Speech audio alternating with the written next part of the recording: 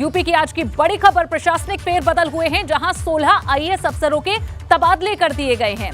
इनके नाम और किन विभागों में इन्हें भेजा गया है, ये जानकारी जल्दी से आपको देते हैं। जहां संजय प्रसाद को सूचना विभाग की जिम्मेदारी सौंपी गई है। बड़े बड़े विभाग के अपर मुख्य सचिव, प्रमुख सचिव हटाए गए हैं। आराधना शुक्ला माध्यमिक शिक्षा विभाग से आयुष विभाग भेजी गई है। ये सूची आपको दिखा रहे हैं। 16 आईएएस अफसर हैं जिनका तबादला किया गया है, इनके विभागों में परिवर्तन किया गया है। नवनीत सहगल को खेलकूद विभाग की जिम्मेदारी सौंपी गई है, तो वहीं हिमांशु कुमार प्रमुख सचिव बनाए गए हैं ग्राम्य विकास। पार्थ सारथी सेन शर्मा है, इन्हें प्रमुख सचिव बनाया गया है, इनका भी विभाग बदला गया है।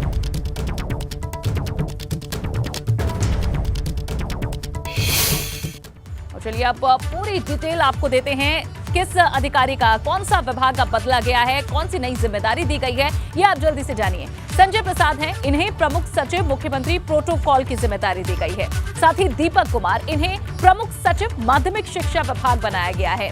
वहीं हिमांशु कुमार का नाम इसमें शामिल है, जो कि प्रमुख सचिव ग्राम्य विकास बने हैं। पार्थ सारथी सेन शर्मा है, प्रमुख सचिव चिकित्सा विभाग की जिम्मेदारी अब संभालेंगे। साथ ही हरिओम प्रमुख सचिव समाज कल्याण विभाग बने हैं, तो वहीं कल्पना अवस्थी प्रमुख सचिव राज्यपाल हैं। मुकेश कुमार विश्राम प्रमुख सचिव धर्मार्थ कार्य विभाग बनाए गए हैं। राजेश कुमार सिंह प्रमुख सचिव कारागार प्रशासन की जिम्मेदारी संभालेंगे।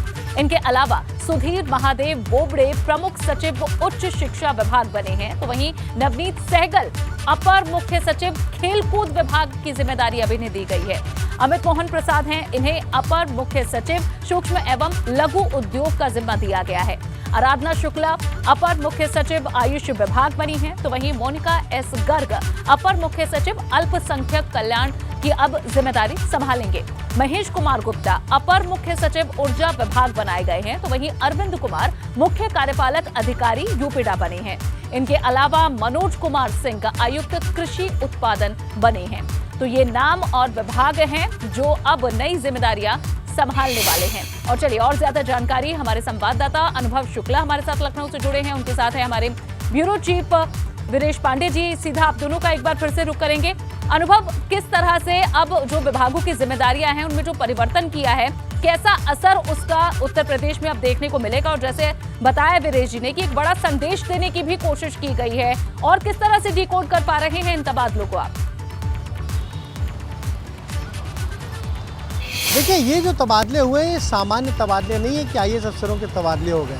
ये उत्तर प्रदेश की ब्यूरोक्रेसी के जो प्रमुख ताकतवर अफसर हैं उनके तबादले हुए हैं, उनके विभाग बदले गए। हर कोई ये जानना चाह रहा है कि भाई इसके पीछे वजह क्या है, आखिर ऐसा क्यों हो गया, क्यों उनके विभाग को हटाया गया, क्यों उनसे विभाग लिया गया।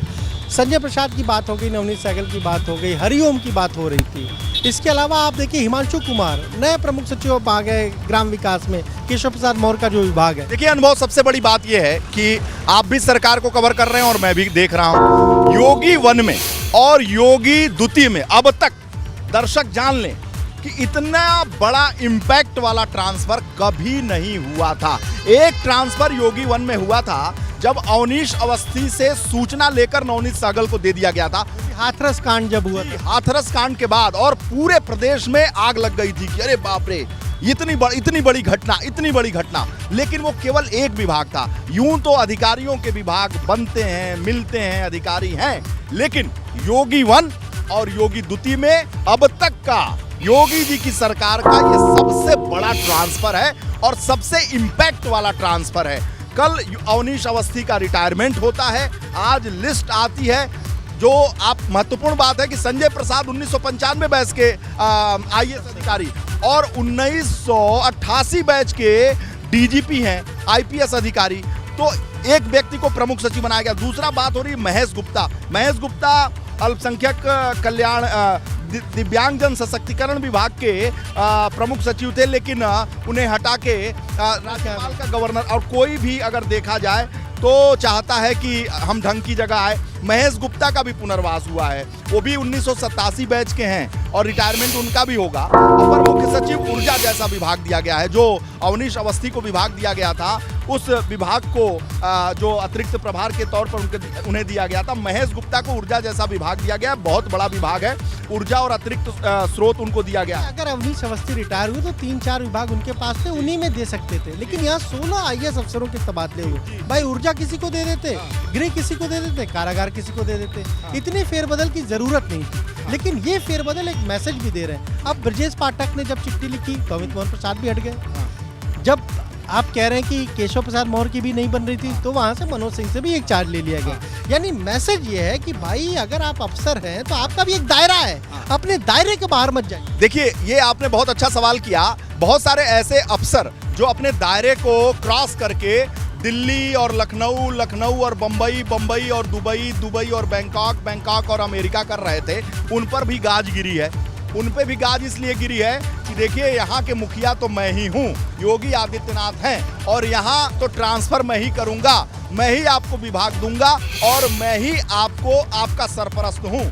इससे ज़्यादा अगर आप उठा पटक किए, अब मान लीजिए अनुभव शुक्ला, आप मुझे रिपोर्ट करते हैं और आप ज़्यादा दिल्ली और नोएडा शुरू कर देंगे और लगेंगे ज्ञान देने, तो मुझे भी तो थोड़ा लगेगा ना, मैं भी तो ह्यूमन बीइंग हूँ। तो इसी तरह से मुख्यमंत्री ने उन अधिकारियों को भी सिखाया है जो Delhi, Bombay, Dubai, Bangkok, New York जाके सोच रहे थे कि सत्ता के हाईकमान तक हम पकड़े हुए हैं, अब मेरा योगी जी क्या करेंगे। तो योगी जी ने करके ये भी दिखा दिया कि जो बियाबान में पड़े हुए थे उनको उठा के शिखर पे बैठा दिया, और जो शिखर पे थे उनको बियाबान में डाल दिया।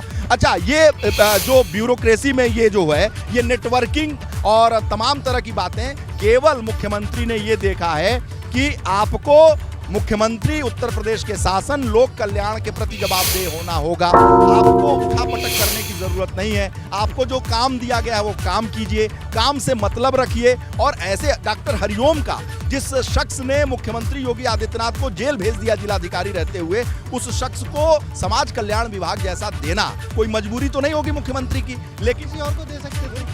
और हरिओम से जब भी पूछे तो वो यही कहते थे कि भाई उस वक्त कानून व्यवस्था के लिए जो जरूरी था वो मैंने किया था। मुख्यमंत्री ने देखा, वो कम से कम 6 साल बैठ के हारमोनिया बजाते रहे, 6 साल हारमोनियम बजाते रहे, गाना गाते रहे, कभी कश्मीर में गाए तो कभी दिल्ली में, कभी मुंबई में गाना, और हमेशा हारमोनियम बजाते रहे। नहीं कहते थे, व्यंग में लोग कहते हैं कि हम बजाएं हारमोनिया वाला, तो हारमोनिया बजाते थे, तो हारमोनिया नहीं है वो, अब समाज कल्याण जैसा प्रमुख सचिव विभाग उनको दिया गया। यानी काम करके उन्होंने साबित किया होगा, मुख्यमंत्री को लगा होगा, उनकी मुलाकात भी हुई थी, उन्होंने एक कैलाश मानसरोवर पे किताब भी लिखी थी, मुख्यमंत्री को सौंपा भी था। मुख्यमंत्री को एहसास हुआ होगा कि ठीक है, काबिल है एक जिलाधिकारी के तौर पर। और सबसे महत्वपूर्ण जिस तरह से वीरेश जी बता रहे हैं, अनुभव की एक साफ संदेश दे दिया है, जो काम करेगा उसी को आगे पदोन्नति मिलेगी, उन्हीं को बड़ी जिम्मेदारी दी जाएगी।